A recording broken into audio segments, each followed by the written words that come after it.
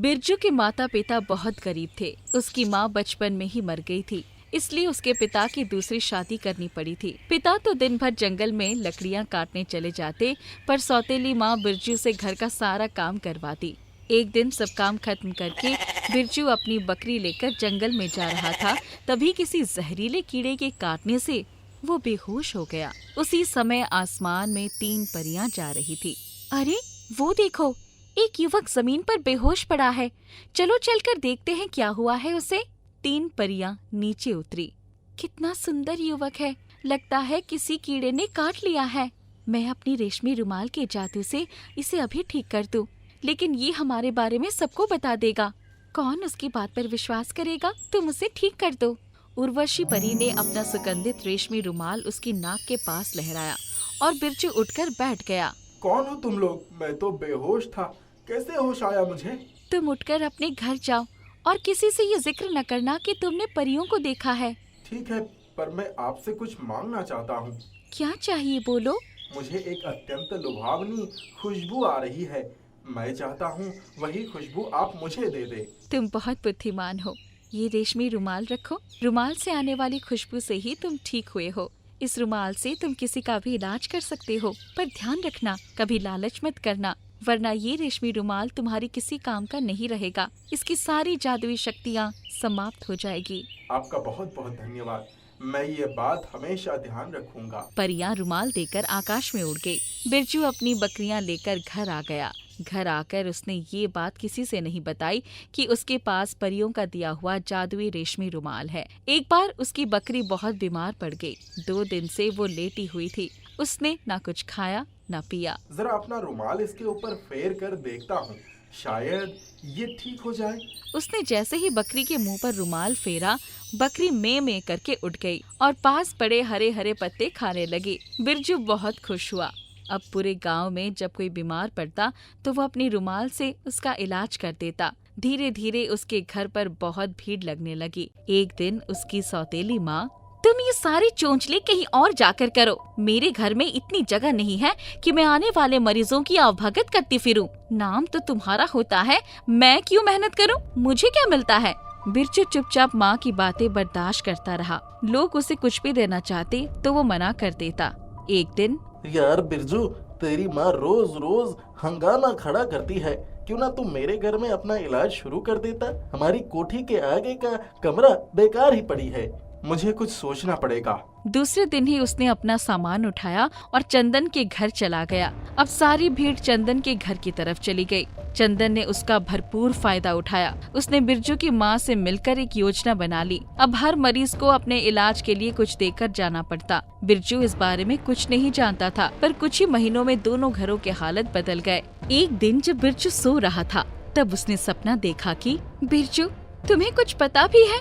तुम्हारा दोस्त और तुम्हारी माँ मिलकर तुम्हें बेवकूफ बना रहे हैं। तुम्हारे इलाज के बदले लोगों से पैसे, अनाज, सब कुछ वसूली हो रही है।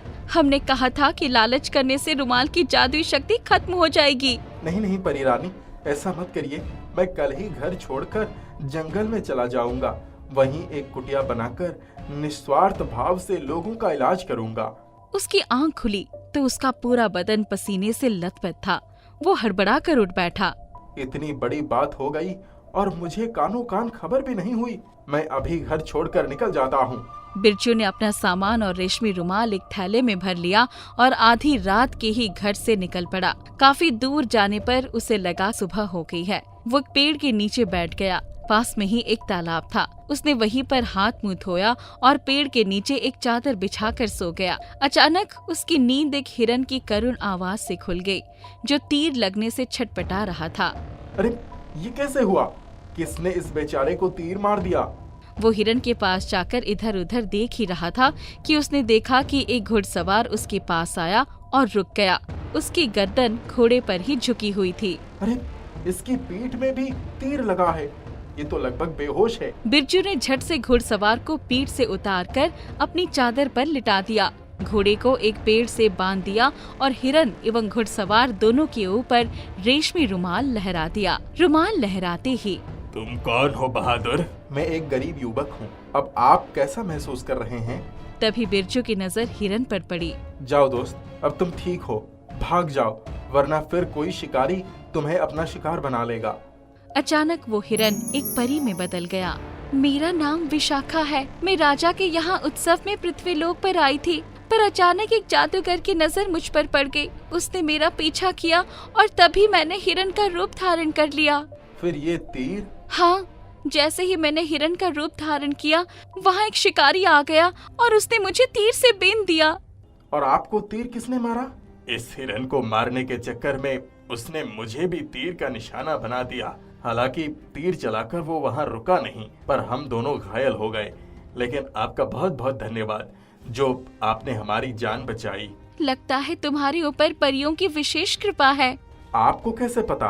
खुशबू से पता चल गया। हाँ, इसीलिए मैं जंगल में आ गया कि यहाँ निस्वार्थ भाव से सबकी सेवा कर सकूं।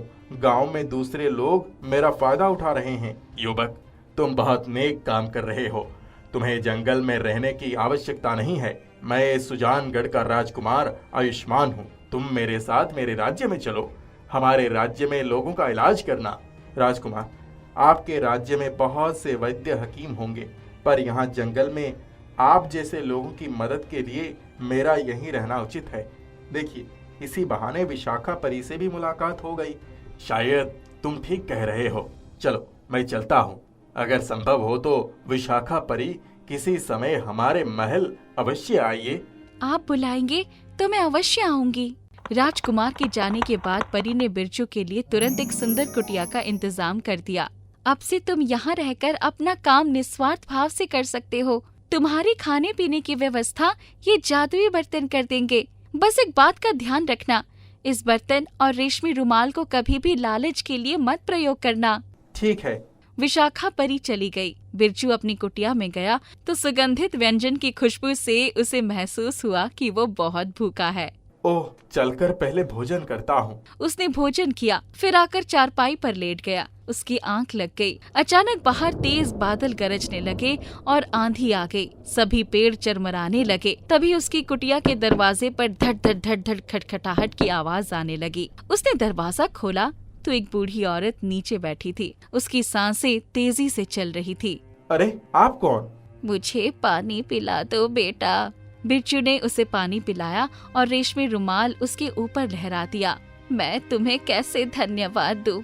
मैं तो बिल्कुल ठीक हो गई। मेरी बीमारी की वजह से ही मेरे घर वालों ने मुझे जंगल में छोड़ दिया। अब मैं ठीक हो गई हूँ, पर वहाँ नहीं जाऊंगी। अम्मा, तुम्हें कहीं जाने की जरूरत नहीं है। मैं बचपन में ही अपनी माँ को खो चुका हूँ। तुम मेरे साथ रहो। बुढ़िया ने बिरजू को गले लगा लिया। दोनों बहुत दिनों तक जंगल की कुटिया में रहे। कुछ साल बाद बूढ़ी अम्मा का स्वर्गवास हो गया। बिरजू ने बहुत से जानवरों और इंसानों की मदद की। उसकी ईमानदारी और परिश्रम देखकर एक दिन परीलोक से एक उड़न खटोला आया और बिरजू को परीलोक ले गया। उसको अपनी मेहनत का फल मिल गया था। रीतमपुर नामक एक सुंदर सा गांव था। वहाँ के लोग बहुत ईमानदार और नेक दिल के थे। वो एक छोटा सा गांव था और वहाँ के लोगों का रहन सहन भी बहुत साधारण सा था। गांव के सभी लोग आपस में बहुत प्यार से रहते थे। जब भी किसी एक को कोई समस्या आती तो वे सारे लोग मिलकर उनकी समस्या सुलझाते। उसी गांव में नैना नाम की एक लड़की रहती थी। वो अपने बुजुर्ग माँ बाप के साथ रहा करती थी।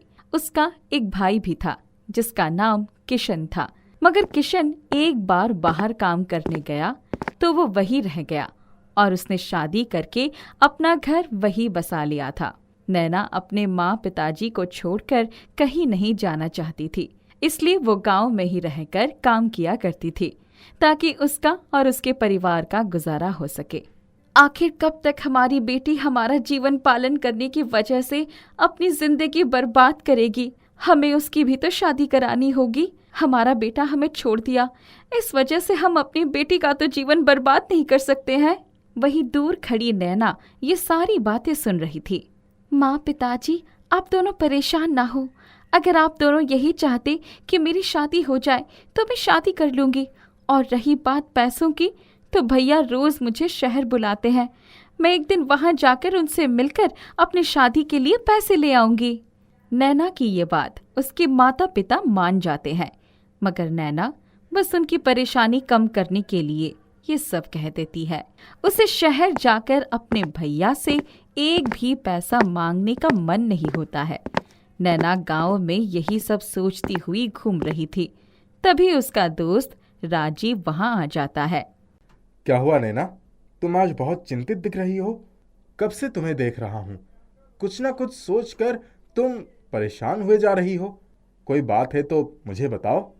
नैना राजीव को सारी बातें बता देती है।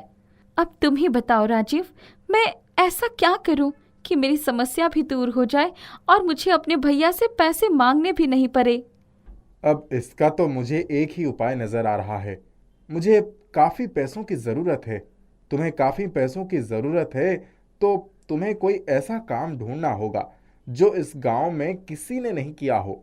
तभी जाकर तुम्हें शायद इतने पैसे जमा करने में मदद हो सकती है। नैना राजीव की बातों पर काफी सोचने लगती है और हर जगह कुछ नई चीजें ढूंढती रहती है, पर उसे कोई भी ऐसा काम नहीं मिलता जो गांव में अभी तक किसी ने नहीं किया हो। नैना फिर राजीव के पास जाती है। राजीव, लगातार 3 दिनों से मैं हर वो काम देख रही जो यहाँ गांव में किसी ने नहीं किया हो। आखिर मैं खुद के लिए कैसे कोई चीज ढूंढूं? तुम्हें यहाँ नहीं, यहाँ से बाहर जाकर कोई चीज ढूंढनी होगी। तुम एक काम करो, अपने भैया से सिर्फ मिलने के लिए उनके घर जाओ और वहां शहर में कोई ऐसा काम ढूंढो जो तुमने यहाँ किसी को करते नहीं देखा, और फिर यहाँ उस चीज को बहुत ही बढ़िया तरीके से करो। देखना, सब तुम्हारी चीजें खरीदने आएंगे और ऐसे में तुम्हें अपने भैया से पैसे भी नहीं मांगना पड़ेगा। नैना अगले ही दिन शहर अपने भैया के घर चली जाती है। आओ बहन, मैं तो तुम्हें कब से बुला रहा था। और बताओ, शहर कैसा लग रहा है तुम्हें? सब कुछ बहुत सुंदर है। अगर हो सके तो आप मुझे बाहर घुमाने ले चलेंगे? क्यों नहीं, हम सब शाम को घूमने जाएंगे। नैना ने सोचा वो घूमने के बहाने बाहर जाएगी और कोई ना कोई काम ढूंढ लेगी, लेकिन ऐसा कुछ नहीं हुआ। वहाँ सब कुछ एकदम नई नई चीज थी। नैना को कुछ भी समझ नहीं आया। वो वापस घर आ जाती है। अब मैं क्या करूं? मुझे यहाँ तो कुछ भी समझ नहीं आया। मैं गांव जाकर क्या करूंगी? तभी किशन की पत्नी नैना के लिए केक लेके आती है। नैना, मुझे याद है तुझे मीठी चीजें कितनी पसंद आती थी। ये फ्लेवर वाली केक खाकर देख, गांव वालों ने तो कभी ऐसी कोई केक देखा भी नहीं होगा। नैना ये सुनते ही उस केक को खा लेती है। उसकी स्वाद उसे बहुत पसंद आती है। वाह भैया, ये तो सच में बहुत स्वादिष्ट है। क्या इसे भाभी ने बनाया है? हाँ, तेरी भाभी को ये सब बनाना बहुत पसंद है। वाह भाभी, क्या आप मुझे भी ये बनाना सिखाएंगी? मैं सिखा तो देती, पर तुम्हें ना हमारे किचन के सामान इस्तेमाल करने आते हैं और ना ही तुम्हें ओवन चलाना आता। अब मैं तुम्हें क्या क्या सिखाऊं? क्यों परेशान हो रही हो नैना? तुम्हें जितना खाने का मन है तुम खा लो और पैक करके घर भी ले जाओ। ये सब सीखने की क्या जरूरत है? नैना भैया और भाभी की बातें सुनकर दुखी हो जाती है और जाने की तैयारी करने लगती है। जब नैना वापस जाने लगती है तभी वहां किशन का बेटा आकर नैना को एक बड़े डब्बे में केक भरकर दे देता है। नैना वहां से जाने लगती है। वो बहुत उदास होकर स्टेशन पर बैठ रही थी।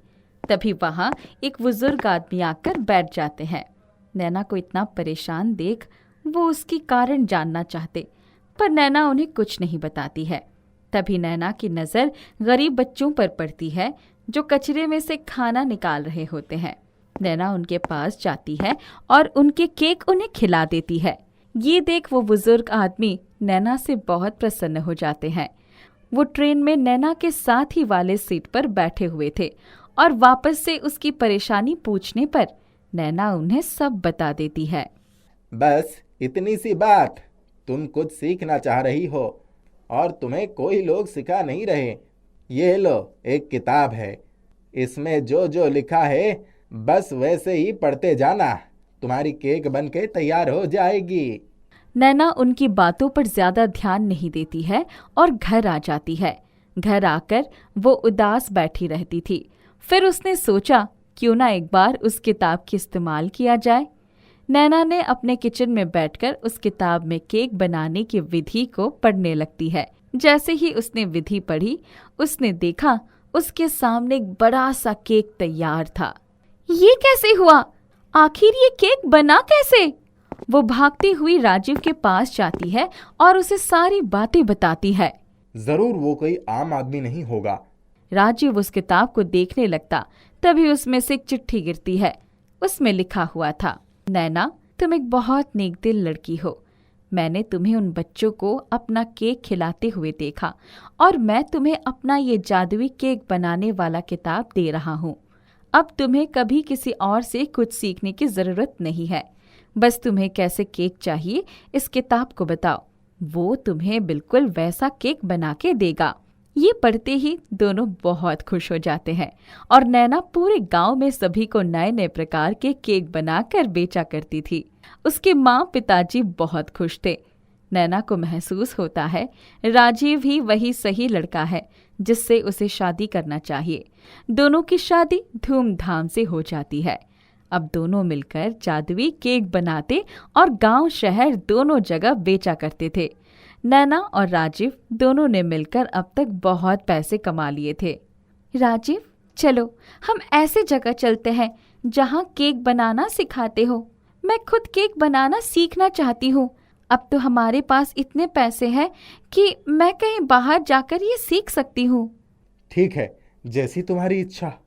नैना केक बनाना सीखने लगती है और अब वो खुद से बिना किताब की मदद से ही स्वादिष्ट केक बना लिया करती थी।